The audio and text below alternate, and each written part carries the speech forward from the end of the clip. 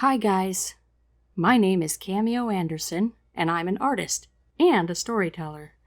They say a picture is worth 1,000 words, so why don't you come on in, sit down, and let me paint you a story.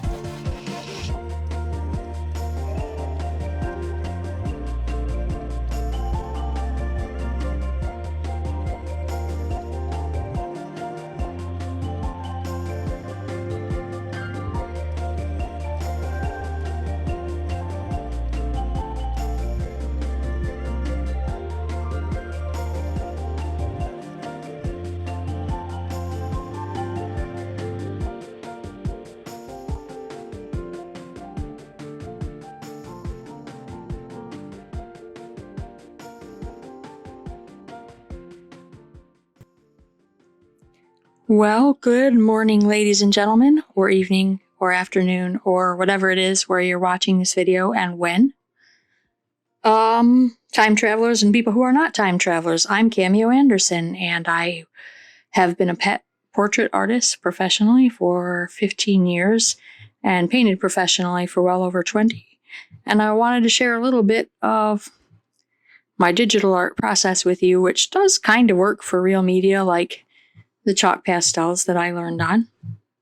I'm famous for my Husky portraits, so I thought I would do one of these on the show today, because last week was dinosaurs. And you can see here I'm getting to the shading. I always do base colors first, and I don't usually finish something before I start the next thing. So you'll notice the nose isn't quite done, but I did render it a little bit.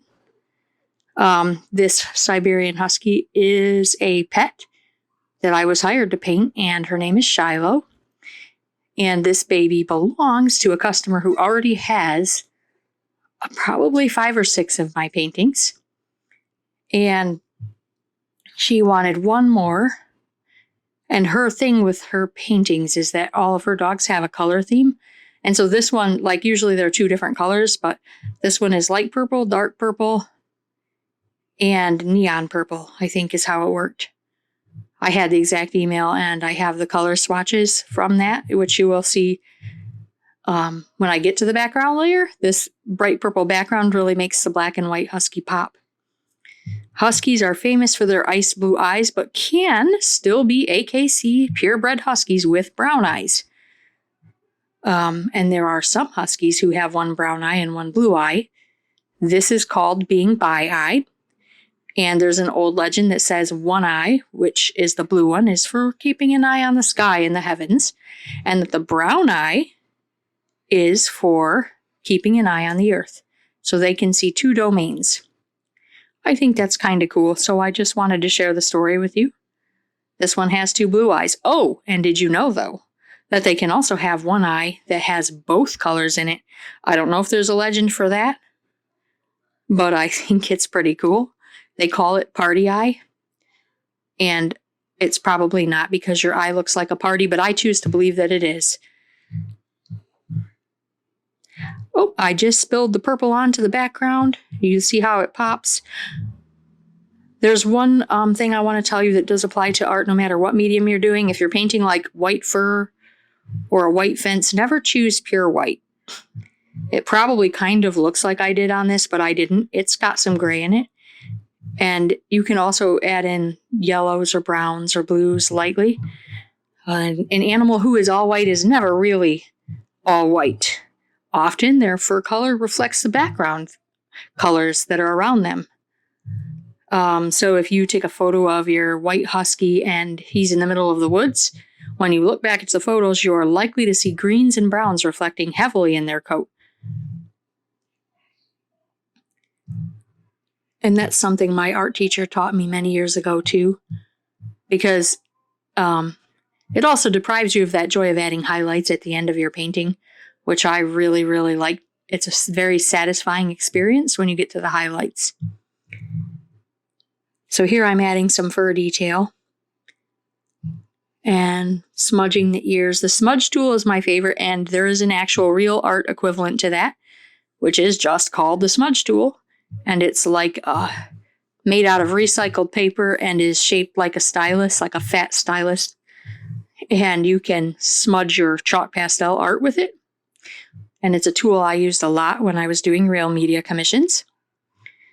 And so basically there is a digital equivalent of it. And the fur brush is kind of like a fan brush for painting. There is no equivalent of that I am aware of for pastel. You just have to draw each piece of fur with a pencil. So Huskies are my favorite breed of dog, but I like pretty much anything that spits related with the pointy ears and whom you might expect to see playing beneath the northern lights in the snow. And that's kind of been my artistic bread and butter for the last 15 years, because I started out when I noticed a Husky rescue called Allie's Rescued Angels needed help with a fundraiser, and I thought, well, I could donate a poster they could sell of this little husky named Hero. And so I did that. I offered this to them for free, and it sold tons of poster copies. I signed each one and numbered it. And also they had someone donate money to buy the original artwork to use as a logo, the commercial rights to it for Allie's Rescued Angels. And then, so all the funds went directly to the rescue. I didn't get a penny off of that. However, karma is real, because after I did all that, and I think they earned somewhere between $2,500 and $4,000 for the rescue. I can't remember what the exact total is. But after I did that, people started messaging me and saying, hey, I saw you did that art for Allie's Rescued Angels, and I was wondering how much it would cost to get a portrait of my pet done. So that launched my pet portrait career, because I chose to help a rescue. And because of that, I'll continue to help rescues, and I donate as often as I can to monthly auctions for Siberian Husky rescues. I have branched out and done more types of rescues, but generally speaking, I stay with Husky and Malamute. I try to choose rescues that I already know so that I'm not supporting a scam accidentally, because it's really hard. There's a lot of people out there that want to take your money, especially if you're a good-hearted person that wants to help rescue. They can smell that like sharks smell blood in the water, and they will try to get money from you, thinking that you're helping a good cause, which is just terrible, in my personal opinion. Probably most of you agree. Anyway, so as a general rule, I felt that kind of need to help rescues because that's how I got started, and I show my appreciation for that by doing that.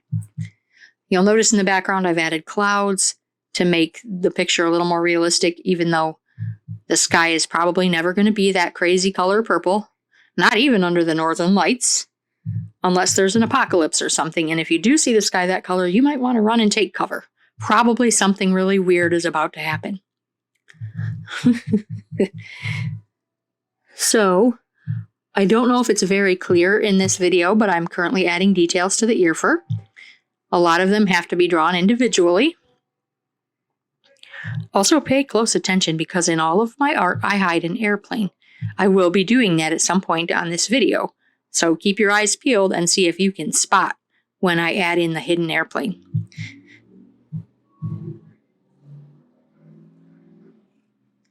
The airplanes have to be well placed and can't distract from the art itself, obviously, because these are fine art commissions. So if I have like this glaring airplane in the middle of it, people are going to want to return the pictures to me, and obviously that's not my goal. So while this husky gets some fluff added, I'll just see if I can't come up with something else interesting to say about the breed.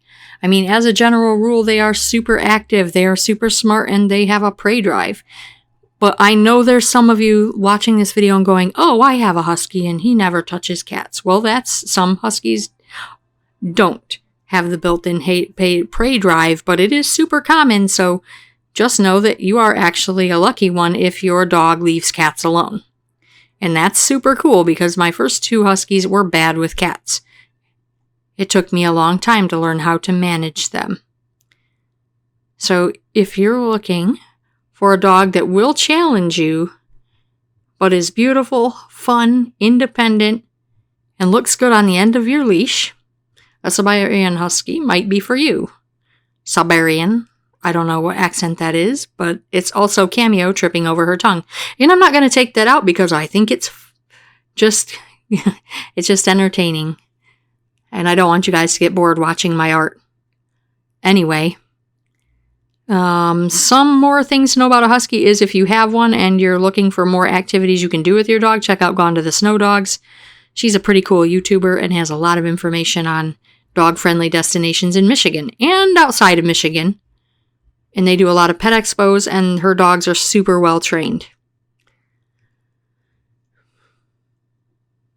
Siberian Huskies come in sable, black, gray, white, red, brown, and agouti. And they're very cute. All of them are super cute.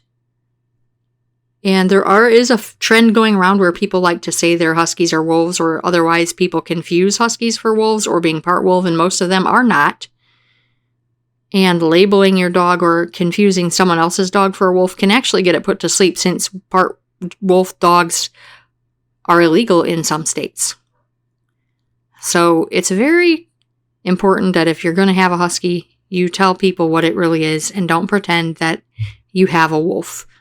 It seems like a lame Captain Bring Down thing to say, I know, because I used to tell the neighbor kid that my dog was a werewolf. But having seen this happen where wolf dogs just go straight to the back when they get surrendered to a shelter, that's just really uncool and sad. And I don't want that. I don't want anything sad in this video. So that's as much as I'm going to say on that. Look at these beautiful blue eyes, and this husky is coming together in about an hour total, but I sped this video up for you guys so you wouldn't, get so bored that you decide not to watch me finish the painting, because that's lame. Anyway, if you have questions about Siberian Huskies, you can ask me, but there's a lot of groups on Facebook too. The thing with that is you will find a lot of weird opinions, like people that tell you to roll your dog and bite their ear to be the alpha, and he won't respect you if you're not the alpha. So, there's those people. And then there's the ones that are like, oh, honey, please stop chasing the kitty cat, or don't mutilate the squirrel. That's so naughty. There's like both sides of the fence, where there's some people that are just too tough and some people that are not tough enough. You'll find a variety of opinions is what I'm saying. So you have to use your own brain and sort out the advice. In some cases, there aren't right or wrong answers, like what kind of food to feed your dog. There is no one answer to that question. So